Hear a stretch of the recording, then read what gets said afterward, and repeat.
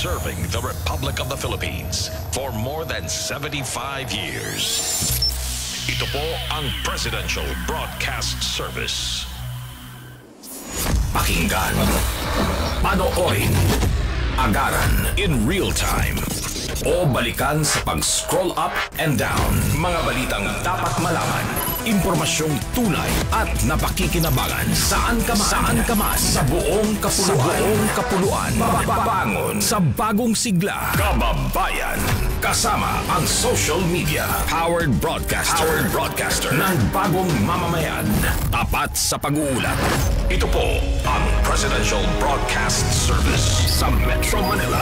Radyo Pilipinas 1, 738 AM. Ang oras, 1 minuto, makalipas ang 9:00. Ang mga latest, ang mga trending. Ano na ba ang mga happenings? Usap-usapan. Siksik sa kwentuhang magaan at masiglang talakayan ng mga paksang siguradong inyong kawiwilihan. Bawat usapin, makabuluhan. Kaya people of all ages, kasali kayo sa Usap-usapan. Kasama si Ven Blones sa Radyo Pilipinas 738 AM at Radyo Pilipinas World Service.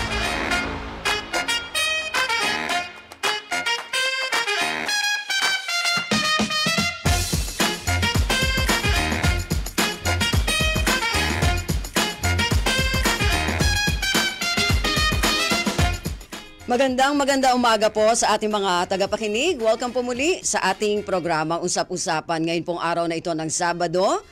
Magkakasama-sama po tayo hanggang mamayang 10:00 na umaga. At ngayong umaga po, parang yung ating pag-uusapan ngayon ay light. Pero at the same time, meron din tayo mga dito, no? Yung mga tungkol sa mga issue natin sa kasalukuyan.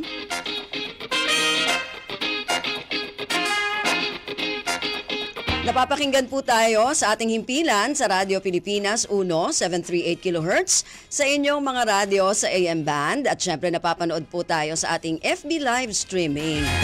Napapakinggan din po tayo sa ating overseas radio, ang Radyo Pilipinas World Service, at syempre sa FB page din ng Radyo Pilipinas World Service. Hindi lang po yun, mapapanood din po tayo sa TV Plus Channel 3 at For the Box Channel 45 hanggang 49.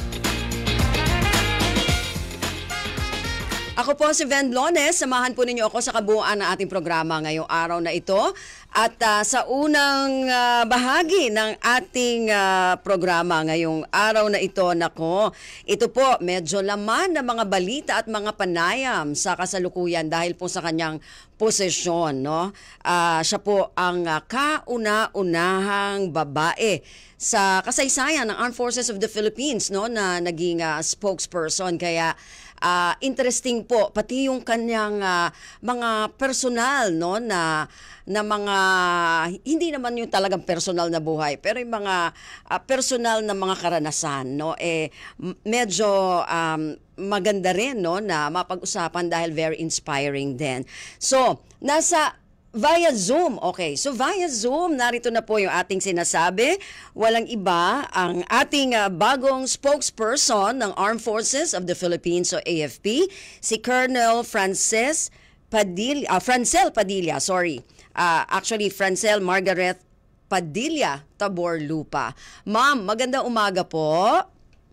Maganda po, Ma'am Ben. Magandang umaga po sa inyong mga tagapanood at tagapakinig po. Ayun. Ako, sabi ko nga po kanina, Ma'am, Colonel, no, na talagang naging lamang kayo talaga ng mga balita, mga panayam nitong mga nakaraang araw dahil nga po doon sa inyong posisyon, no, na kauna-unahang spokesperson ng Armed Forces of the Philippines. Pero ngayon po umaga, parang gusto namin makilala talaga up close, no? Up close and personal si Colonel Francel Padilla dahil marami din po tayo mga nabasa na artikulo na naging parang inspirasyon din doon sa mga kababaihan natin, no? Una-una, ma'am, gusto muna naming malaman kasi nalaman namin na single mom of 2 po kayo, pero not by choice, no? May mga may mga kwento tungkol sa likod nito. So, pwede po ba naming malaman kung ano po yung nangyari? Ma'am, no, so nung 2015 po ako, no, I was widowed to a fatal accident po involving my husband. Yung husband ko po, ma'am, is a classmate of mine din po sa PMA. So he was a naval air group pilot, and then he shifted to be a rescue pilot po siya ng Philippine Coast Guard. And nung 2015 po nga, he met an accident po in Mount Makulot po in Batangas. So, after po noon, ma'am, kasi nakita natin, ang dami mo rin po, Colonel Francel, no, na natapos ng mga masteral, yung mga master's degree, mukhang 3 po yata yon. Nagkaroon ba yon ng, kumbaga, para maituon mo yung sarili mo sa mga pag-aaral, pagtatrabaho after mawala yung iyong husband? Ma'am, for me kasi, ma'am, no, education po and yung pag-hone natin ng knowledge is something that is really very, very worthwhile in our lives. Kasi that is something po that no one can take away from you. So parang sayo tayo siya, hindi siya mananakaw, hindi ano. So all throughout my career, ma'am, I was really pursuing to continuously educate myself any way I can.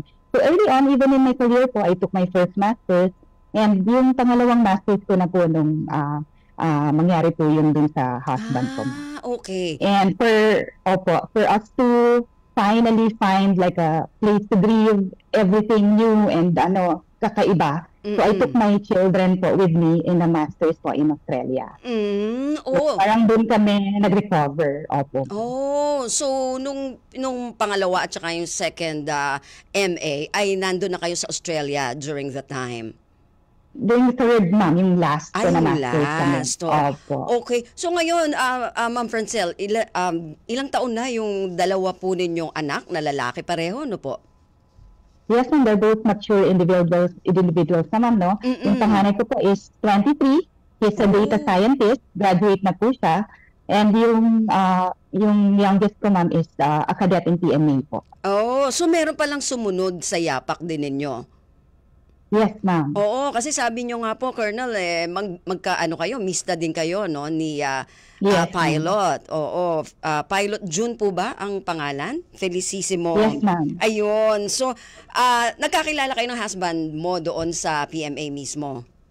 Yes, ma'am. Ayun. So, paano po ninyo, so hindi, yung pagkuha ninyo ng inyong master's degree ay, paano nyo napagsabay yun? Kasi syempre single mom, di ba? Bilang babae. Yes. Yung first ko, ma'am, is purely online. It's in UP Open University, ma'am.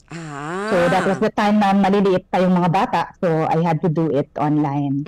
Yung second ko naman po, ma'am, I did it on the weekends. It was in PSV doon, ma'am. So every Saturday po yung classes ko.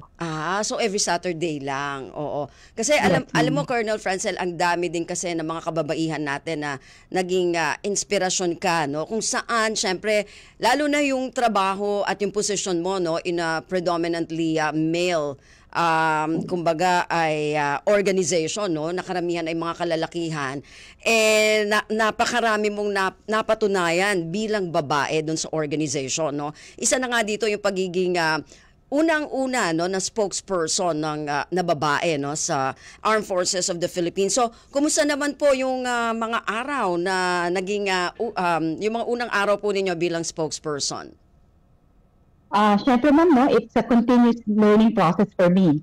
So yung learning curve ko ngayon, ma'am, sobrang taas. So I used to be very, very much involved in cybersecurity, no, ma'am, and technology. So ngayon kailangan talagang sobrang lawakan ko pa yung scope ko ng everything that I need to know. So being very current events, gaining connections, networks, and all this in this field, ma'am, no? So, talagang sobrang hectic po itong past few days ko as I try to absorb. So, I'm like a sponge right now, ma'am, trying to absorb everything that I can to learn this craft po. Kasi, hindi lang hindi lang yung unang pagiging babaeng spokesperson ng AFP ang naibigay sa iyo na posisyon. Nabasa din natin nasa NOLCOM kayo po yung naging unang battalion commander? I wasn't the first, ma'am, pero first female po ako sa 7th Signal Battalion. Yes, ma'am. Oo, so, Opo, so ma'am. paano yung ano, syempre puro karamihan nga doon, halos kalalakihan, ano, yung subordinates, yung mga nasa ilalim mo. So hindi ba mahirap? Hindi ba naging mahirap, Colonel?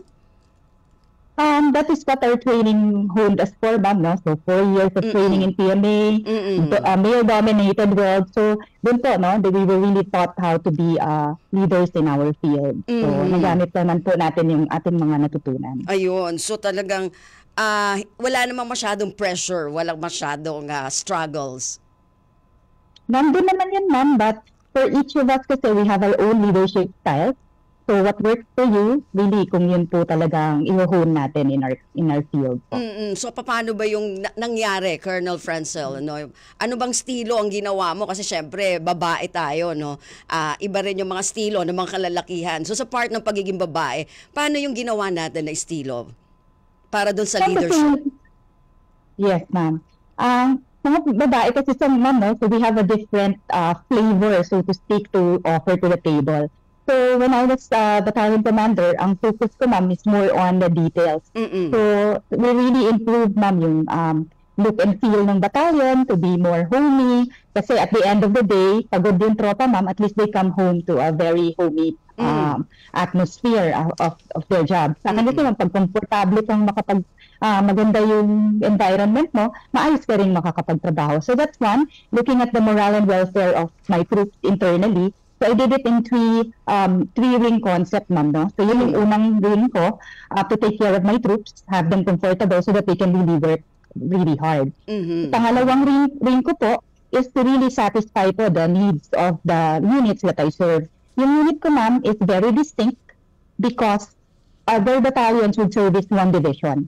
Ako po, ma'am, yung battalion ko, the same strength, the same resources, but we are serving multiple major units of the Philippine Army and the Armed Forces of the Philippines. So 11 major units ang hawak ng unit ko, ma'am. So we are a battalion and we service command, control, and communications and cyber operations, or even Special Operations Command, which is an AFP unit. So aviation regiment, artillery regiments, special forces, scout ranger, and even MOLCOM sa amin siya, ma'am. But yun lang, ma'am, proud to say po that wala naman po kaming nabigo sa aming mga sineserbisyohang units. Masaya naman po sa service that we were able to give to them. Ayun, nako. Iba talaga pagka mga kababaihan, no? Ang unang iniisip talaga yung parang, parang magmukhang home o bahay talaga yung isang organization. Yun talaga Colonel. Yes, ma'am. So, dun pa rin kasama na dun, ma'am, even their provisions, yung food nila, barracks nila, ma'am, lahat po yun. And their morale, of course. Ayun, oo, totoo yun. So, ngayon, Colonel, medyo nagkakaroon ng... kasi sabi ng mga iba talaga pag ang spokesperson ay babae, no? Sa tingin mo, tama yung sinasabi ng mga, yung mga nagsasalita ng gano'n na mas maganda na talagang maging spokesperson natin ay kababaihan kasi parang iba nga yung pamamaraan di ba? For me, ma'am, siguro wala naman talaga siyang specific na requirement kung bakit na issue kung bakit babae yung inupo, no? So, sa tingin ko naman, ma'am, talagang because the Armed Forces of the Philippines is really being true to their commitment to embrace diversity po and promote inclusivity sa ating pandatahang lakas. So now we are given a chance din po to be able to show our wares in different capacities. Ayun. And include na po yung spokesperson. Kasi sabi nila, pagka mga babae daw ay mas may charm kaysa sa mga kalalakihan. Pero at least yun nga inclusivity, no? Kasi nga alam naman natin na male dominated talaga itong posisyon na ito at saka itong trabaho na to. So, ngayon nagkakaroon din kasi kung kailan nagkakaroon tayo ng parang paradigm shift, no, ng tinututukan ngayon ng AFP kasi lalong-lalo na nga alam naman natin yung mga West Philippine Sea issue, ano. So, medyo matindi po ngayon kasi yung sagutan tungkol dito. Ano yung, Colonel, sa tingin mo ang maaari mong ma-contribute para dito? among other issues, of course, na medyo mas mainit lang daw po yung West Philippine Sea sa ngayon. But yun nga po, with this, ang talagang overall aim naman po ng ating Sandatahang Lakas with us being spokesperson is actually to give the required, the needed information sa ating mga kababayan.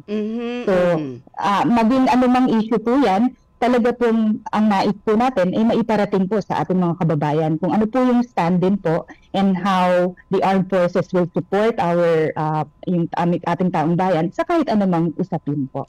So ngayon, kung sakasakali no, na magkakaroon nga po ulit ng mga issue tungkol dito at may mga statement kasi 'di ba na ipinalalabas sa bawat kampo. So ano po yung ating magiging stand, Colonel?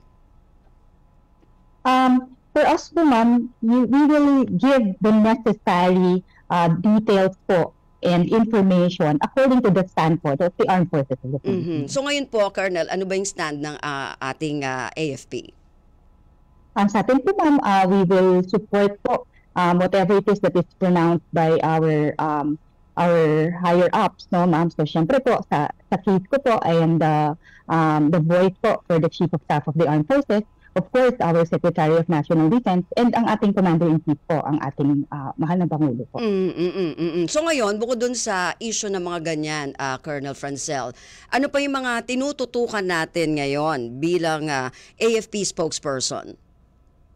So, other than being AFP spokesperson, ma'am, I'm also with another designation. I was designated as the Group Commander po of the Media and Civil Affairs Group ng CRS po natin. So, over and above that, ma'am, meron po tayo yung TV din po and radio po ng AFP. So, we will really try to revolutionize din po how we will use that forum for collaboration po with other entities. Ayun. Nako, isa pang nakakatuwa, Colonel Francel, marami kang yung experience at saka napag-aralan din sa mga tungkol sa cybersecurity. In fact, meron ako nakita dito, Global Security Woman Leader of the Year 2023. Ayan. So talagang ngayon kasi kung hindi tayo nagkakamali, nagkaroon tayo ng Data Privacy Week nitong nakaraang linggo. So ano sa tingin mo, Colonel, kung ano yung mga hakbang na pwede natin gawin ngayon sa Armed Forces, no, yung tungkol sa data privacy? Ma'am, meron naman po tayong Data Privacy Act. Ang Armed Forces naman po, ma'am, we will always act according to the bounds of the law. So yun po, ma'am, yung pong within the Armed Forces yun po, we will abide with the Data Privacy Act. We also collaborate with them with a lot of projects, no, ma'am. Yun po, yung pagturo-turo din po sa tungkol sa cybersecurity, we also collaborate with them in those mga mga ganung usapin at saka mga ganung mga gawain. Colonel Francel, ano sa tingin mo, no? Yung ating bang mga problema ngayon sa data privacy, sa tingin mo napakalaki ba nito ngayon sa kasalukuyan? At saka ano yung sa tingin mo talagang nagiging problema natin dito? Ma'am, sa data privacy kasi, before pa na wala pang internet, ma'am, no, ang Pilipinas po, natagurian na tayong tech capital of the world. So talagang very, very, po tayo masyado pong tayo sa technology, no, ginagamit talaga siya ng Pilipinas ng malawagan. So ganoon din po, nung nagkaroon ng social media, inabsorb din po yun ng Pilipinas at in-embrace po ng Pilipinas. That's why, mas malaki din po yung threat vector sa atin because we have a very, very great online presence.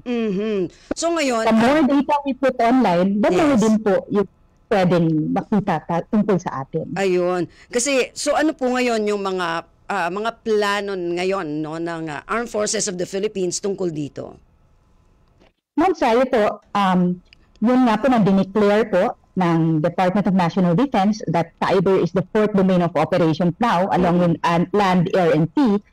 So, mas pinalawag din po natin yung cyber security po, yung cyber operations actually ng Armed Forces of the Philippines. So we created a cyber command that was declared by our Chief of Staff po during the AFP anniversary na meron na po tayong cyber command para po ma-marry natin yung efforts ng cybersecurity and cyber operations ng ating sandatahang lakas ng Pilipinas in cooperation po with other entities because cybersecurity po and cyber operations is actually a whole of nation approach. Ayun, oo. We cannot do it alone. Oo nga. Pero kasi 'di ba mahalaga talaga kasi dun sa ating mga military dun sa mga militar na natin aspeto. Like for example, nabanggit din Colonel Francel dun sa mga artikulo na nabasa natin na during the time of President Noynoy Aquino ay nandun ka na sa loob ng PSG at noon pa lang inuumpisahan nyo na yung digitization.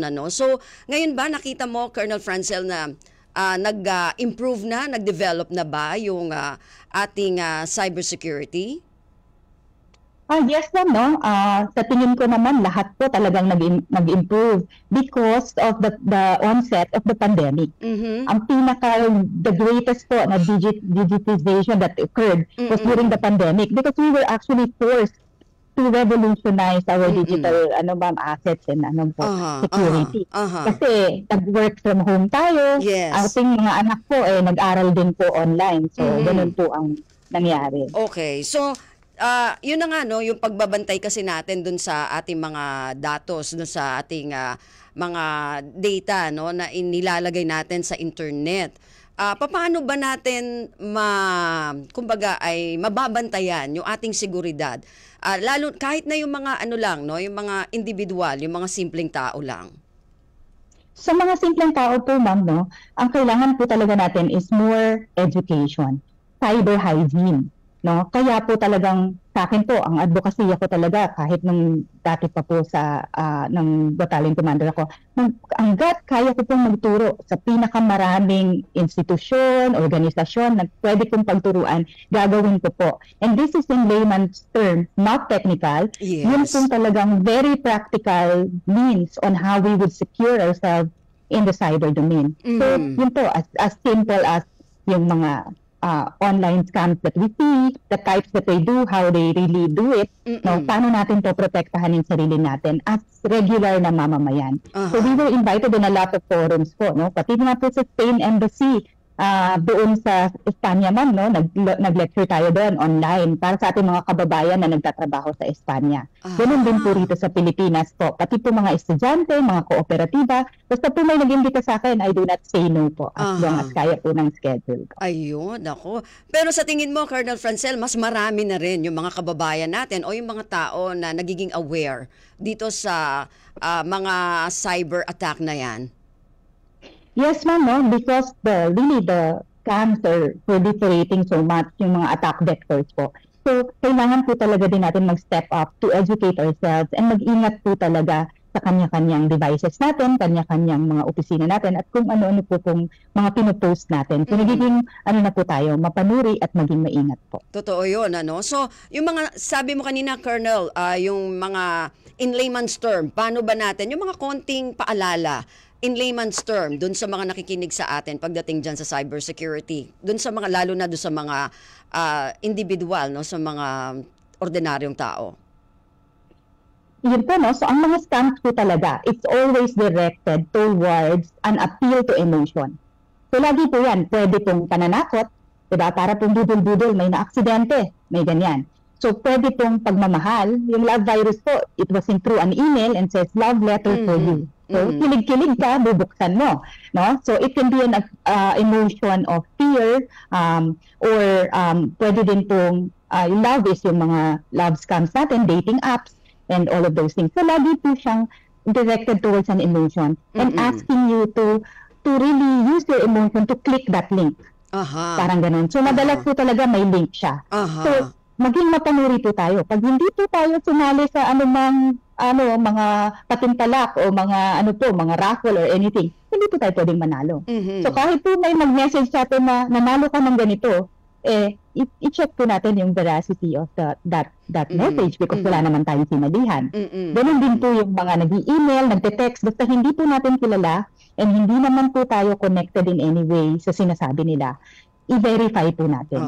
Kahit po sinabing na-aksidente yung ganito, tawagan po natin yung ating kaanak kung totoo bang may nangyari. Oo, kasi ngayon, Colonel, talagang nagle-level up na rin itong mga scammer na to. Like for example, yung deep fake news, di ba? O kagabi lang nakapanood ako pati yung mga anchor sa isang mga anchor person sa isang TV show, TV program nagagamit na nila para sa pagpo-promote ng kanilang mga product, ng kanilang mga produkto. At meron din kumakalat before, Colonel, ewan ko kung totoo 'yun na AI ang tatawag sa iyo, kinopya yung boses at sabihin sa iyo na kinidnap yung kamag-anak mo. So yung mga ganun, di ba? Opo, lahat po yan, ma'am, pagka tinuturo po natin yan, no? So we have samples of it. Sa bago po kasing panahon ngayon, ma'am, nandiyan na po talaga yung mga iba't ibang application na pwede natin magamit. Palitan yung muka ng isang karakter, palitan ng boses, nakagawa na po lahat yan. So talagang kailangan po natin talagang maging mapanuri. Totoo yun. So balik tayo dun sa AFP, Colonel. May modernization program ang AFP ngayon. Kumusta na po yung development nito? So yung Horizon 1 at Horizon 2 po natin is already being implemented, or the others po continuous po, no, ma'am, na nagkakaroon na po ng bidding process and all that. So we're also gearing towards Horizon 3 project. Yung Horizon 3 po is in the pipeline, pinaplano na po siya, for approval po siya. Magiging heavy na po tayo sa territorial defense, sa ating modernisasyon. So Navy po will procure more sea assets, the Air Force will procure more air assets, and tayo rin po, we will enhance more communications and cybersecurity po na requirement. Okay. May nagtatanong din, paano ba natin kumbaga ay mapoprotektahan yung ating EEZ ngayon? Kasi ito talaga yung nagiging usapin ngayon, yung ating exclusive economic zone. Ito nga mo yung pronouncement nga po ng ating Secretary of National Defense, no, na it is ensured that we get really the benefits from our own natural resources. So basta po it's found in our EEZ, no? So ang evolution po natin ngayon is into this defense concept. Ang pinoproject na po natin, we also have power in this area, no? Bound by, of course, international law. So ang sandatahang lakas po, duty po natin and responsibility po to protect and preserve our people and also our resources din po. Ayun, at least galing talaga kay Colonel Francel Padilla yung yung pahayag na yon. Anyway, may tanong dito si Sir Rolly, yung aming technician na engineer dito. Kaano-ano nyo daw po si General Restituto Padilla? May kamag-anak daw po ba? We are yet to define, ma'am, kung paano kami nagtagpo sa aming family tree. But he used to be the spokesperson din po of the... kasi nga dating spokesperson. Yes, ang napakagaling po niyan ni Sir. Oo, kaya nga may nagtanong dito kung kaano-ano daw. Pero ito, Colonel, last na, bago yung iyong mensahe, may nagtanong din dito, sa ngayon daw po ba, wala daw po ba kayong kaplano-plano na may makasama na rin sa buhay? Pagkatapos, medyo matagal na daw po, 2015. Talagang pinakialaman na nyo yung buhay ni Colonel. Meron po ba kayong sagot doon, Colonel? Medyo personal yan, ma'am, no? Pero syempre hindi naman din po nais natin talagang tumandang mag-isa. Pero po, sa palagay ko po, hindi po yan hinahanap, ma'am. Kusa po yung darating. Wag niyong ipahanap, ha? Kayo talaga. Kusang dadating. At saka ngayon, I'm sure, masaya si Colonel dun sa kanyang dalawang anak, no? Na pareho na ngayong may trabaho. Tama po ba, Colonel? Kadete pa po yung isa, ma'am, so nag-aaral pa po. Nag-aaral pa yung isa. Okay. Yes, ma'am. Oo, talagang very inspiring yung yung personal at saka yung professional na buhay ni Colonel Francel, sa dami ng kanyang achievements at saka yung kanyang mga I'm sure may mga konting struggles din. Okay. Kayo talaga, sige. Anyway, Colonel, may message ka ba? Lalo na doon sa ating mga kababaihan na napupunta doon sa mga doon sa mga lugar na mas marami yung mga kalalakihan na nagtatrabaho. Sa ating mga kababaihan po, ma'am, no? Just go out there and pursue your dreams, no? Let's continue breaking glass ceilings. So napakaganda po ng estado ng Pilipinas in terms of gender and development. Napakataas po ng ating ratings dyan, no? So yan po ay napakaswerte natin at nandito po tayo sa Pilipinas dahil sa ganon. So ako po din ay nagpapasalamat sa Armed Forces for the opportunity for letting me be able to have my voice be heard in this capacity. No? At overall po, nais namin pong iparating sa ang aming taus-pusong pasasalamat po sa ating mga kababayan. So ang inyong sandatahang lakas ng Pilipinas po ay patuloy na nandito po at kami po ay nakaalalay para sa kaligtasan at kasiguridad ng ating bansa. So dito po ang ating kooperasyon ay napakahalaga po para sa mapayapa at maunlad na Pilipinas. So remember po for everyone, no, babae man po o lalaki, we are stronger together, so let's all stay vigilant, stay safe, and thank you for standing with us, ang inyong sandatahang lakas ng Pilipinas. Okay, nako, maraming salamat po Colonel Francel Padilla sa inyong oras at marami po kaming nakuhang information mula sa inyo. Thank you po, Colonel. Thank you very much, ma'am. Okay. Maganda umaga po. Si Colonel Francel Padilla, ayan, ang spokesperson ng Armed Forces of the Philippines. Samantala, babalik po tayo, naku mamaya, sana may mapakinggan naman tayong mga musika. Ayan, sa ikalawang bahagi po na ating programang Usap-Usapan, pagkatapos lamang po ng ilang mga paalala. Bagong Pilipinas, Serbisyo Fair. Paglilingkod na tapat, pinalapit sa mamamayan. Narito mga ahensyang magbibigay ng serbisyo sa publiko sa January 28 sa Quirino Grandstand. DSWD, NBI, PNP, GSIS, SSS, PhilHealth, Philippine Statistics Authority, Pag-ibig Fund, at PRC. Mag-register sa bagongpilipinastayo.com para mag-avail ng mga serbisyo mula sa mga ahensyang ito. Para sa iba pang detalye, bisitahin ang official Facebook page ng Presidential Communications Office. Bagong Pilipinas, Serbisyo Fair. Isang paanyaya mula sa Presidential Broadcast Service at Radyo Pilipinas. Tara sa pagbabago. Sama-sama tayo sa Bagong Pilipinas. Sa January 28, makiisa sa Bagong Pilipinas Kick-Off Rally na gaganapin sa Quirino Grandstand at maging parte ng pagbabago para sa ating sarili, komunidad at bayan. Manood at makiisa sa live performances from various artists na magsisimula ng 3 p.m. habang ang Kick-Off Rally magsisimula naman ng 6 p.m. Para sa iba pang updates at details, bisitahin ang official Facebook page ng Presidential Communications Office. Bagong Pilipinas Kick-Off Rally. Isang paanyaya mula sa Presidential Broadcast Service at Radyo Pilipinas. Mahahalagang issue, maiinit na balita at talakayan. Alamin sa mas pinaganda, mas pinalawak, mas pinalakas. Radyo Pilipinas, 738 sa Metro Manila.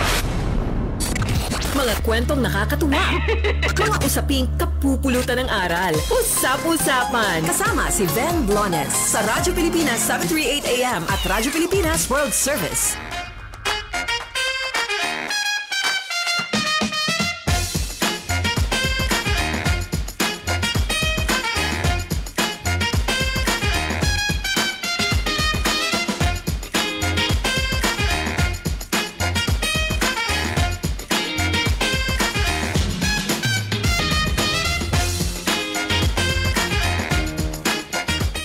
Okay, balik po tayo sa ikalawang bahagi ng ating programang Usap-Usapan. Ngayon pong araw na ito ng Sabado.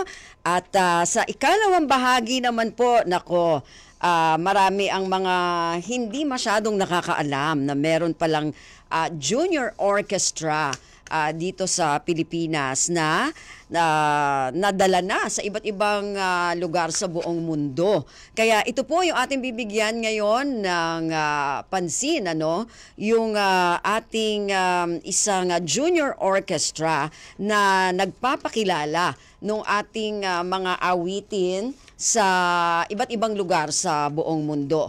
Makakapanayam natin via Zoom ba? Viber call o call? Phone patch? Ha? Phone patch? Hindi ko maintindihan. Sige. So, okay. Video call din. Okay. Sige, video call pala. Kasama po natin ngayon sa ikalawang bahagi ng ating programa na Usap-Usapan, ang Executive Director at Conductor ng Manila Symphony Junior Orchestra o MSJO. Ayan, si Sir Jeffrey Solares. Sir Jeffrey, maganda umaga po. Magandang umaga po. Ayun, ako, Sir Jeffrey, medyo napaaga na yung gising ninyo dahil sa amin. Kaya maraming salamat po sa oras. Okay lang po. Okay. Salamat po. Oo. Marami pa rin kasi, Sir Jeffrey, na hindi nakakaalam tungkol dito. No? Alam natin, merong Manila Symphony Orchestra.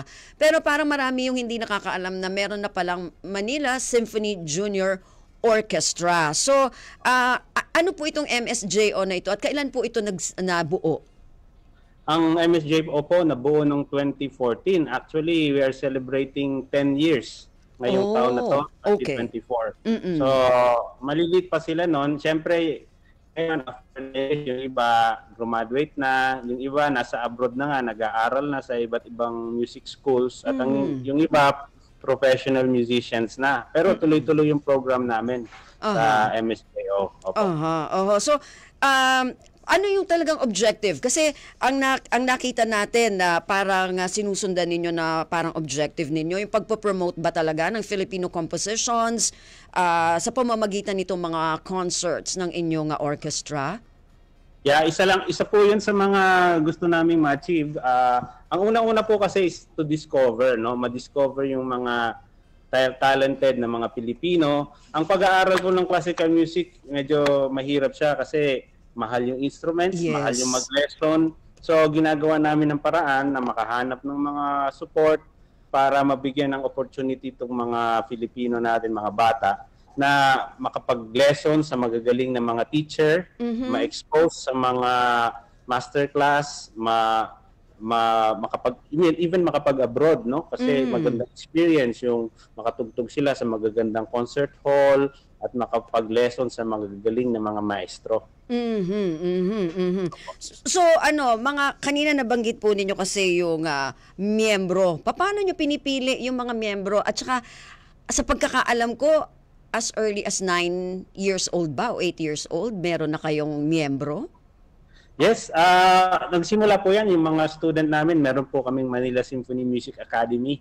Yung mga advanced na student, yun po yung fino-form namin sa Manila Symphony Junior Orchestra. Tapos nagpapa-audition din kami kung sino man ang mga bata between 9, kung sobrang galing talaga, kahit 8 years old. Wow! Talaga? So basically, meron po kaming gano'n. So yun po yung starting age nila. In fact, last year, nagsimula na rin kami ng iba't ibang younger program. So kasi yung Manila Symphony Junior Orchestra, naging very advanced na group na siya. Medyo yung mga hindi pa ganun ka-advanced, nahihirapan pumasok. So gumawa kami ng younger group, yung Manila Symphony Children's Orchestra. So yun po yung parang entry point nila. Tapos meron din kaming training. In fact, today nandito ako sa Makati City Elementary School. Meron kaming Makati City Youth Orchestra. So itong mga youth orchestra na to, ito yung parang starting point nila. Pag gumaling sila ng gumaling at naging advanced, eventually magiging part sila ng Manila Symphony Junior Orchestra. Paano yun, Sir Jeffrey? Kasi alam naman natin, di ba, pag mga kabataan, nakatutok sila dun sa yung mga pop, di ba, yung mga ganon, hindi talaga doon sa mga classical, di ba? So, paano mo na-motivate itong mga miyembro? Well, unang-una, ang tinuturo naming materials, no, ay yung classical music.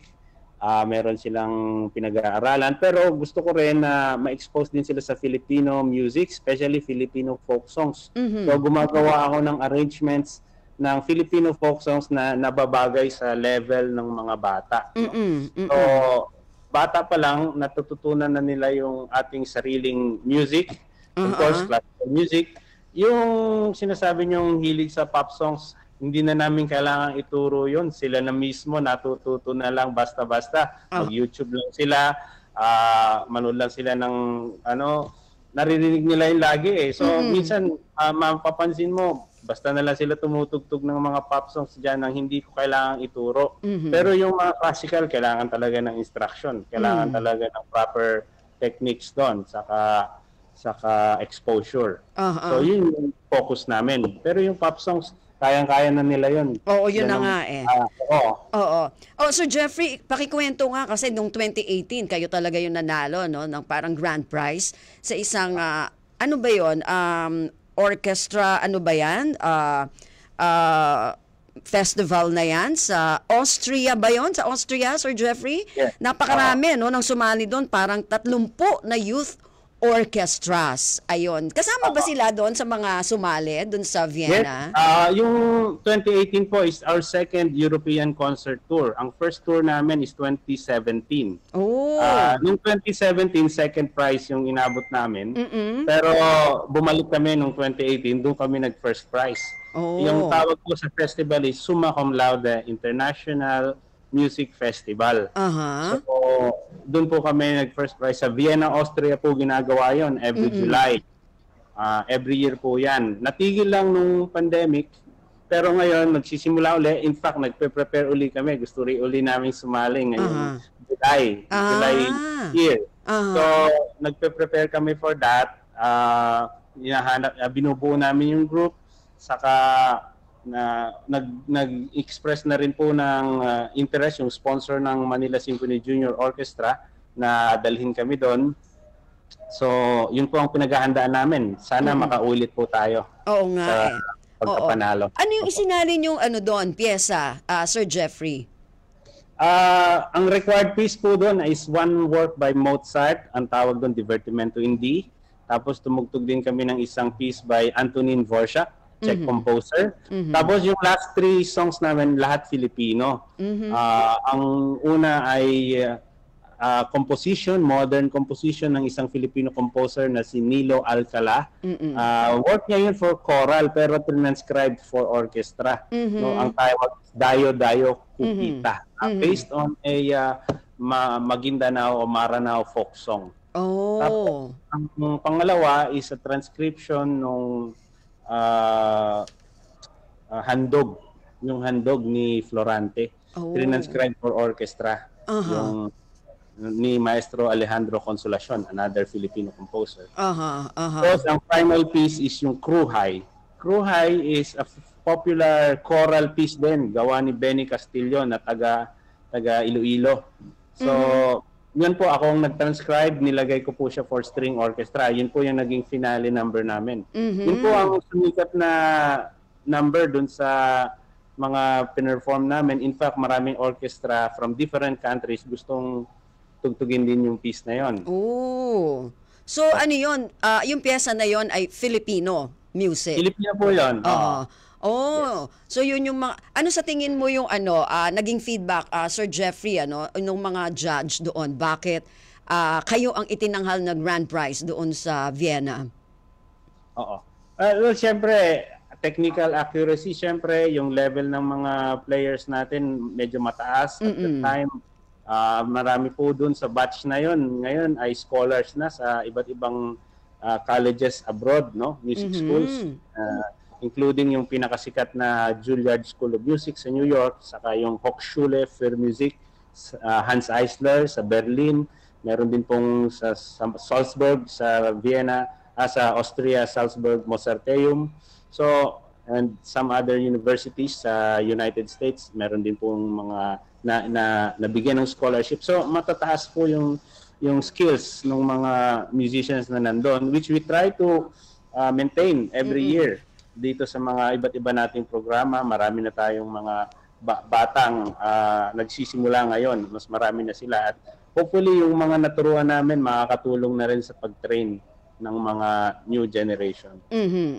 Hindi ko na alam. Naku, Sir Jeffrey, meron dito nagsabi, sa lugar daw nila, marami rin mga bata na talented na kumanta at saka sumayaw. Naku, hindi ho pwedeng sumayaw sa orchestra po ito. Yun. Ang ano lang niya kasi parang nagpupunta daw po ba kayo sa iba-iba pang mga lugar para makapag-pa-audition? Siguro yun yung point niya, Hindi lamang dun sa mga eskwelahan, lalo na dito sa Luzon o sa Metro Manila. Well, ngayon po, ito pong program namin, meron kami sa Makati. Of course, okay, madali lang yung Makati dahil nandito ang base ng Manila Symphony Orchestra sa circuit. So, kayang-kaya to. Pero, nagkaroon din po kami ng program sa Cagayan de Oro about 10 years ago. The same time as Manila Symphony Junior Orchestra, nagkaroon kami ng Lourdes College Strings, which binibisita lang po namin yon kasi hindi nga mahal nga yung pamasahe, no? So we visit the place about 3 times a year for during weekends at intensive ang lesson namin. But pag wala kami doon, meron kaming tinitrain na mga teacher, yung mga teacher nilang taga doon talaga, na marunong din ng music, pero kami yung nag-guide paano i-continue yung ginagawa namin training. So successful po yung program doon. In fact, yung mga tinuruan namin sa Cagayan de Oro noong 2014, may mga at least 5 of them are now here as scholars dito sa University of Santo Tomas. No? Nag-aaral sila sa isang conservatory dito. They're one of the more advanced in their classes, and they're now joining the Manila Symphony Junior Orchestra. Ayun. Meron tayong mga possible na ganyan. Mag-aanap lang tayo ng partner sa lugar ninyo. Mag-aanap tayo ng sponsor, maybe the local government, or merong isang patron ng mahilig magtumulong sa music para ibili ng instruments. Tapos syempre yung pamasahe ng mga teacher dito, gagawa kami ng program, naka-schedule yun.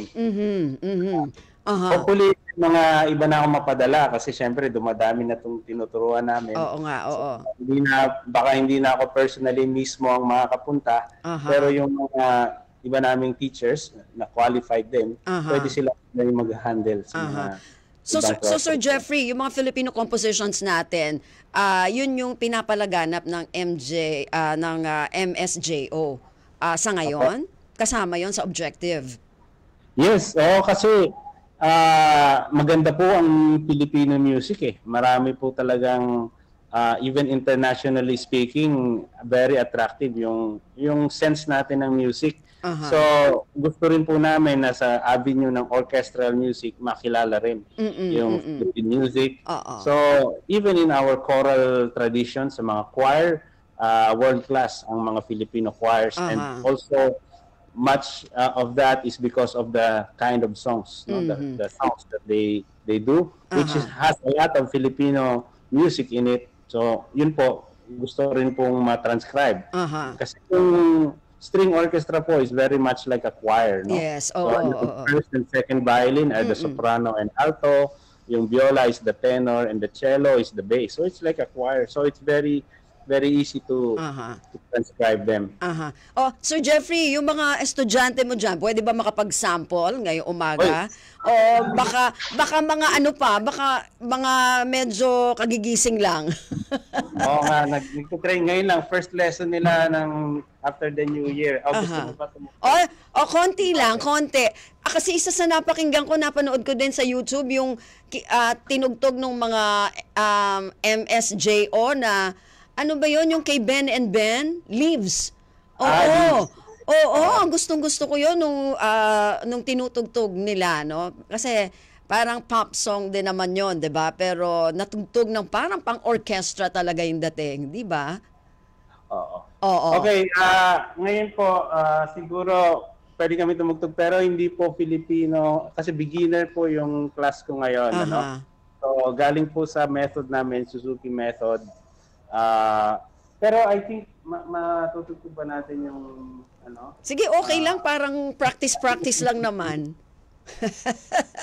Yung ito.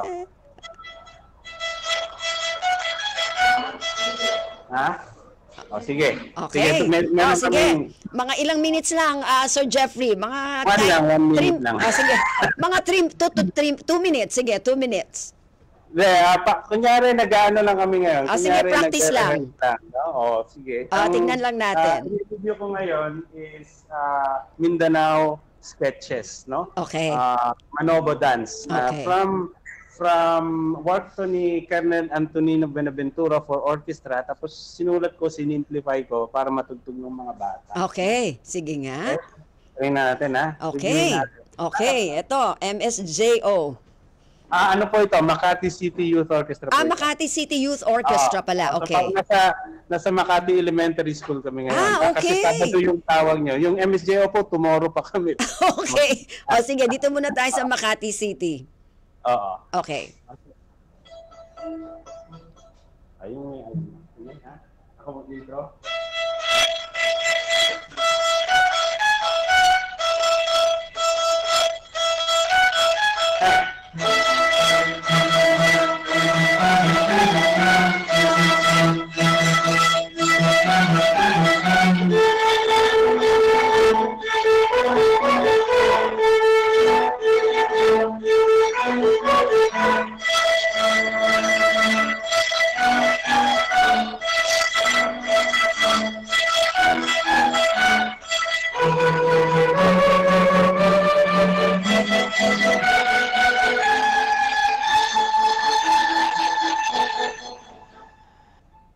Okay? Okay. Okay. Ano pa? Isa pa? Isa pa. Yung ano, o kaka. Ready? F sharp, F sharp. Huwag ka muna. Ready, and.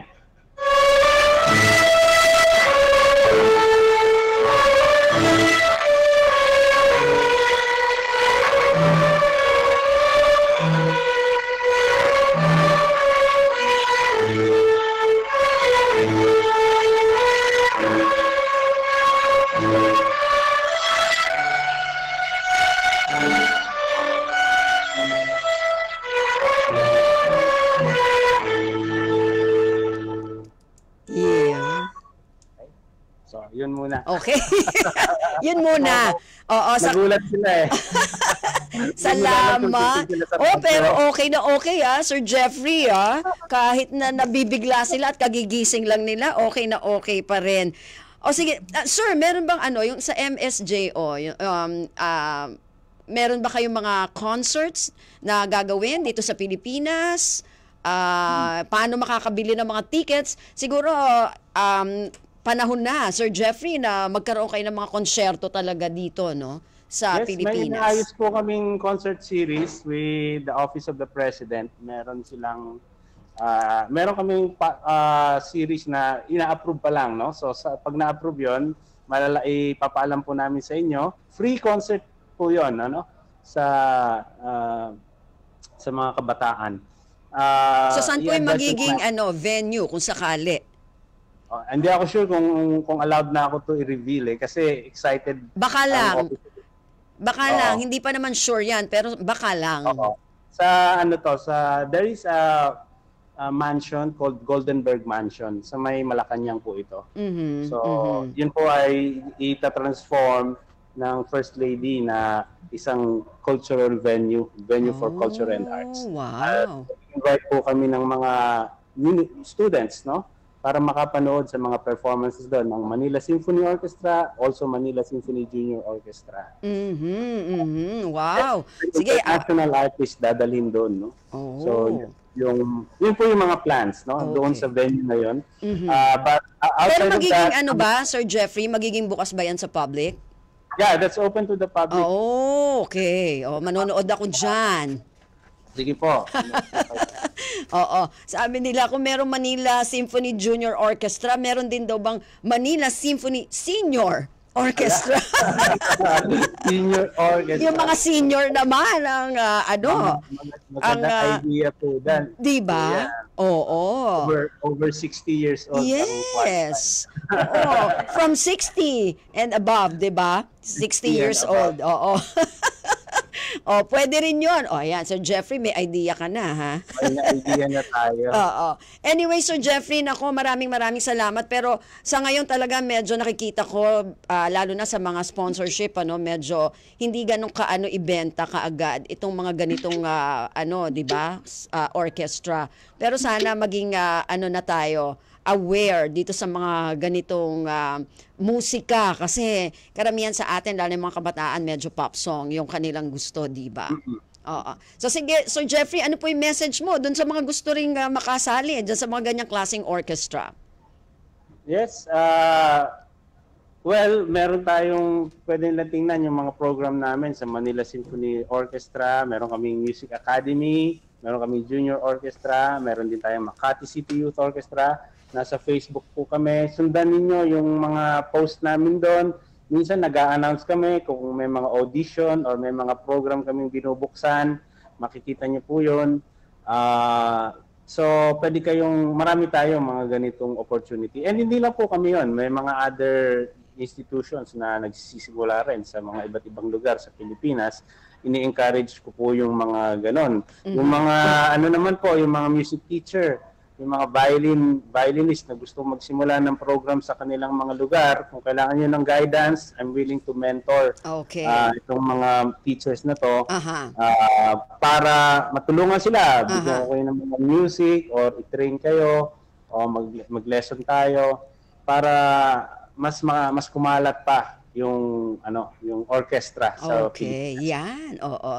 Salamat, Sir Jeffrey. Okay, salamat po. Ayun, si Sir Jeffrey Solares, Executive Director at Conductor ng Manila Symphony Junior Orchestra. Nako, maraming salamat po sa mga naging panauhin natin, sa mga naging guest, sa mga nakasama natin sa technical side, kay Rory Bumatayo, kay Ren Bergavera at kay Erwin Peñano at kay Bea Gaza de Guzman. Hanggang sa susunod po na ating edisyon ng Usap-Usapan. Ako po si Ven Blones, ang tabayanan, si AJ Ignacio para sa ating mga balita. Magandang umaga po. We know you're always on the go.